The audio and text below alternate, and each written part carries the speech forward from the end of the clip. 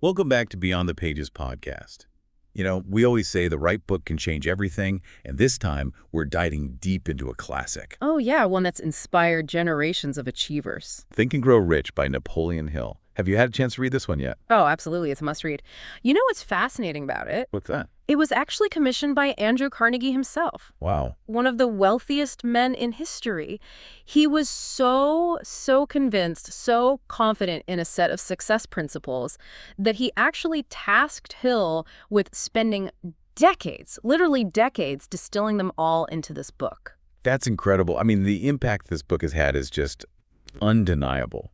It was endorsed by, huge figures like F.W. Woolworth, the department store magnate, Oh, for sure. and even a former U.S. president, Woodrow Wilson.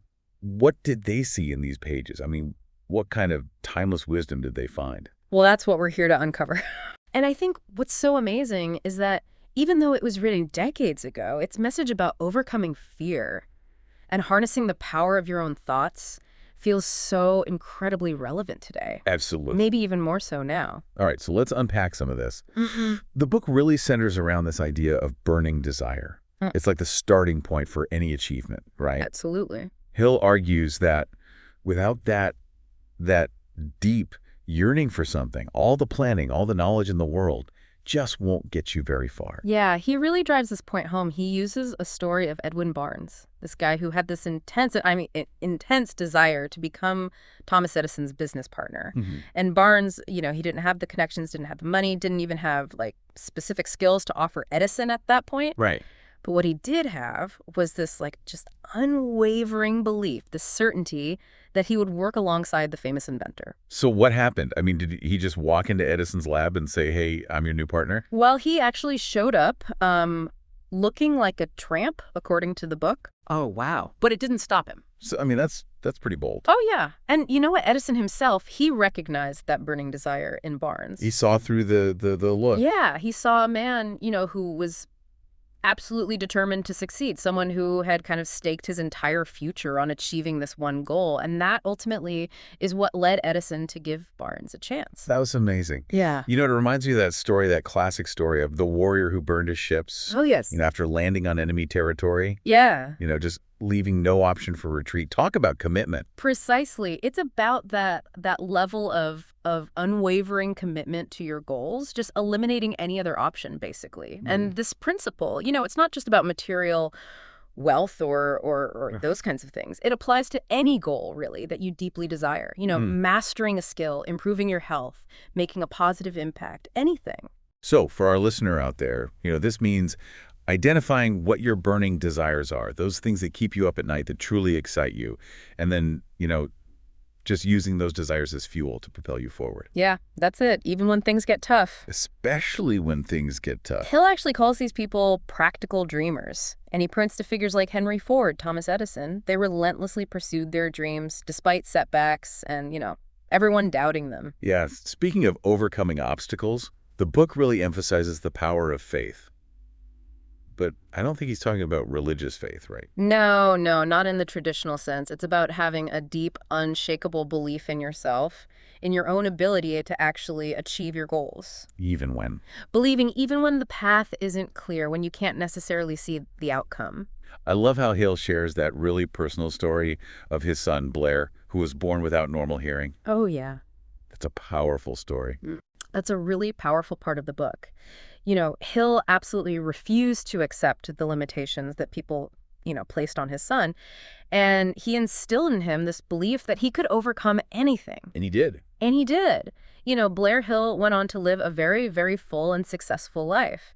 It's a real testament, I think, to the power of belief and how it can shape your reality. It really is. Our beliefs, whether they're positive or negative, have a huge impact on our actions and then ultimately our outcomes. This kind of leads us to the concept of autosuggestion, which to me is kind of a mouthful. Yeah. What is that? Well, it's essentially repeatedly, constantly feeding your subconscious mind with positive affirmations to cultivate belief and influence your actions. So Programming your mind for success in a way. Exactly. Yeah.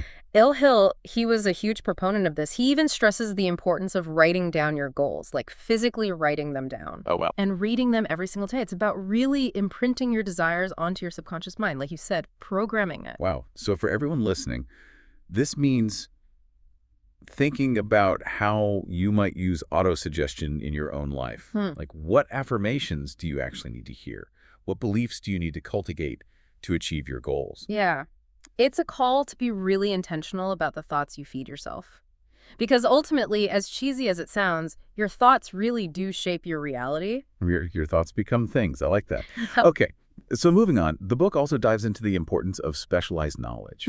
And Hill really argues that general knowledge alone just isn't enough to create wealth. He's right. It's specialized knowledge, applied strategically, that makes the difference. Yeah, and he's actually quite critical of traditional education systems. He thinks they don't really teach students how to use knowledge practically, like out there in the world. Really? He believes that knowing how to acquire and apply specialized knowledge is way more valuable than just accumulating facts and figures. He actually shares that story of Stuart Austin Weir. Do you remember this one? Yeah. An engineer during the Great Depression. Right. And Weir, he saw that his field was struggling, so he decided to switch careers to law. Smart guy. Yeah. But instead of just, going straight to law school, he strategically chose courses, very specific courses. That's interesting. To gain this kind of competitive edge, really setting himself apart in a very crowded field. That's a great point. It's like knowing how to purchase knowledge effectively. It's about focusing your learning on what will actually get you closer to your goals. Absolutely. And this is where personal branding comes in. Oh, for sure. Understanding what your unique strengths are, yes, your skills, and how to really market them effectively. In today's world, this is more important than ever. Yeah, he shares this story about a woman who helped her son get a high-paying executive job. Oh, right out of college. Right out of college. Yeah. And her secret weapon was this thing called a personal service sales plan. It's basically packaging his skills and experience in a way that highlighted his value. It's a brilliant marketing strategy. It is. And it propelled her son to success much, much faster than if he had just followed the traditional route. So for our listener, this is about taking stock. Yeah. What are your strengths? What are those unique selling points? How can you showcase your talents to attract the opportunities you desire? It's about becoming the CEO of your own career. I love that. And taking control of your own personal brand. Now let's talk about imagination. Okay. Hill calls it the workshop of the mind. It's the engine of creation and innovation. It's where everything starts. He describes two types of imagination. There's the synthetic imagination, which combines existing ideas, and then there's creative imagination, which taps into a higher source of inspiration. And this creative imagination, he says, is the link between our finite minds and get this infinite intelligence. It's the source of truly groundbreaking ideas and innovations. It really is. But he doesn't stop there. He emphasizes that imagination without action is useless. Oh, absolutely. You can't just sit around and daydream. And that's where organized planning comes in. Right. You need that practical roadmap to turn your imagination into tangible results. He's got a very specific 4-step process for effective planning. And one of those steps is actually forming a mastermind group. Yes, the mastermind principle. We'll dive into that in more detail later. But just briefly, it's this idea of surrounding yourself with brilliant minds who can amplify your power and support your goals. It's about collaboration, synergy, and really leveraging the collective intelligence of a group. Love it. And as always, Hill emphasizes the role of persistence in planning. He reminds us of Thomas Edison's famous quote, the one about his 10,000 failures before perfecting the light bulb. Oh, yeah, that's a classic. It's a reminder that setbacks, they're inevitable. Absolutely. But they're not the end of the story. Failure is just a stepping stone to success. So think about your own endeavors. How can you incorporate organized planning? How can you really unleash the power of your imagination to achieve your goals? It's about blending vision with action, dreaming big, and then creating a concrete plan to make those dreams a reality. Speaking of amplifying your power, let's talk about that mastermind principle itself. Hill dedicates a whole chapter to it. He actually defines power as organized knowledge intelligently directed toward a specific goal. And he argues that the mastermind principle is one of the most powerful ways to actually accumulate and leverage that power. It's about the synergy created when brilliant minds come together in harmony, pooling their resources, their knowledge, their connections. He uses that example of Henry Ford and his close relationships with other really brilliant minds like Thomas Edison, Harvey Firestone, John Burroughs, and Luther Burbank. Ford recognized that surrounding himself with these, just intellectual giants would amplify his own abilities and accelerate his success. And it wasn't just Ford. Even someone like Mahatma Gandhi, a leader known for his passive resistance, he relied heavily on the mastermind principle. Interesting. He understood the power of uniting people towards a shared purpose. It's amazing. Wow. So who are the potential members of your mastermind group? Think about the people in your life who inspire you, who challenge you, who believe in your potential. How can you leverage this principle to achieve greater success? That's the question, isn't it? It is. Yeah, it's really about recognizing, that we don't have to do it all alone. Collaboration, when it's done right, that can be an incredible catalyst, to achieve things. Now, we can't talk about success without addressing the obstacles. Right, of course not. And Hill doesn't shy away from that. He actually dedicates a big chunk of the book to what he calls the 6 ghosts of fear. Ah, yes. The fears that hold us back. Fear of poverty, criticism, ill health. Oh, yeah. Loss of love, old age, even death. And, it's important to note, I think, that Hill doesn't dismiss these fears as trivial. Yeah. He gets it. He acknowledges their power, but he emphasizes, they're often rooted in our own minds. In our own thinking. In our own thinking. Social conditioning, negative thinking. Yeah, he has this, really striking passage about the fear of poverty. Yeah. And how it can, really paralyze people. Yeah. Impacting their confidence, their self-perception, everything. It's true. It's not just about the actual lack of money. It's the mindset that poverty creates, that sense of scarcity. Lack. Yeah, lack. And that can just permeate every aspect of life. Yeah, absolutely. So for our listener, this is about taking stock. What are your fears? Which of these 6 ghosts is haunting you? And how can you even begin to overcome them? It's about recognizing that fear, it's often an illusion. It's like a mental barrier that we create. Once we identify those fears, then we can start to dismantle them. Yeah. Piece by piece. Piece by piece. He also talks about guarding our minds against negative influences. Yes. What he calls the 7th basic evil. Oh. This is about being mindful of the information we consume, the people we surround ourselves with, that self-talk, all that. Yeah, successful people, they really cultivate a positive mental environment. Yeah. They actively protect themselves from negativity. They understand their mind. That's their most valuable asset. They treat it accordingly. So how can you, the listener, cultivate a positive mental environment? How can you shield yourself, from the negativity that's all around us, like becoming the gatekeeper of your mind? Absolutely. Choosing what you let in, what you allow to influence you. Exactly. And that leads us to 2 of the most important principles in the book, decision and persistence. Hill actually argues that decision is the mastery of procrastination. It's about taking action, making choices, moving forward, even without having all the answers. That's a good point. Yeah. He contrasts this with, the paralysis of indecision, which he believes that breeds fear and doubt. So true. Yeah. Yeah. And to illustrate this, he shares that story of John Hancock and Samuel Adams, whose those bold decisions during the American Revolution, those were absolutely pivotal moments, in the fight for freedom. Yeah, they faced huge risks. Huge risks.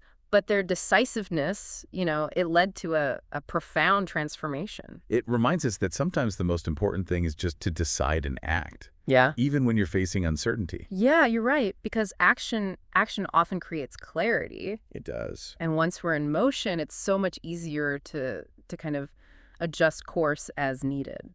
Absolutely. And this brings us to persistence, which Hill calls the sustained effort necessary to induce faith. So basically, it's about refusing to give up, even when you're faced with setbacks. Yeah, it's that grit. Obstacle. It's that unwavering determination to just keep pushing forward, even when it feels like everything is against you.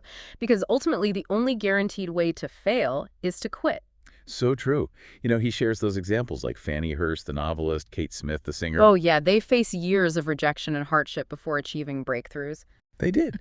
And their stories, highlight that there's no substitute for persistence. True. It's the quality that separates those who achieve their dreams from those who just dream. It's having that unwavering belief that you will succeed no matter what. And that the path to success is rarely linear. Oh, absolutely. There will be detours, roadblocks, unexpected challenges, but persistence is the fuel. It keeps us moving forward when the road gets rough. I love that. So what are you, the listener, willing to persist in, even when you're faced with setbacks? What dreams are so important to you that you're willing to keep going no matter what? Because persistence, as Hill argues, is the key that unlocks achievement. It's about having that grit, that unwavering determination to keep pushing forward, even when it feels like, like everything's against you, because ultimately the only guaranteed way to fail is to quit. Yeah. It's so true. And, this deep dive into Think and Grow Rich has been incredibly inspiring. Yeah. I mean, Hill's insights, even though they were written decades ago, are so relevant, Yeah. for anyone who wants to achieve more. Absolutely. And live a more fulfilling life. What's really remarkable to me is how he connects these abstract principles, like, faith, desire. He connects them to real-world examples. Yeah. To stories. He doesn't just, tell you to have faith. Right. He shows you how real people have done it, Right. how they've overcome their challenges, how they've achieved extraordinary things. It's like he's giving you a blueprint, Yeah. a roadmap to follow. Even if your destination is different, Exactly. from the one he outlines. And that brings up a good point. While the book, focuses on accumulating riches, Yeah. its principles can be applied to, well, any goal. Right. I mean, whether you're an entrepreneur aiming for financial success or an artist pursuing creative fulfillment or someone just seeking, a more meaningful life.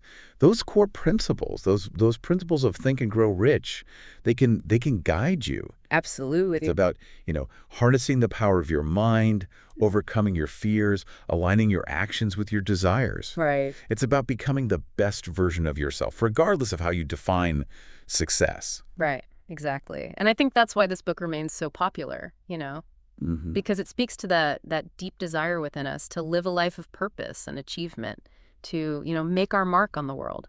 So for our listener, I encourage you to revisit Think and Grow Rich, explore its depths, and apply its principles to your own life. You might be surprised by what you can achieve Oh, for sure. when you unleash the power of your mind. It's an invitation to embark on your own journey of personal growth Yeah. and fulfillment, a journey where the only limits are the ones you set for yourself. Thank you for joining us on this deep dive into Think and Grow Rich. We hope you found it as inspiring and insightful as we did. Remember, the right book can truly change everything. Don't forget to subscribe to Beyond the Pages podcast for more deep dives into books that can transform your life. If you enjoyed this episode, please share it with your friends and join the conversation. Until next time, happy reading.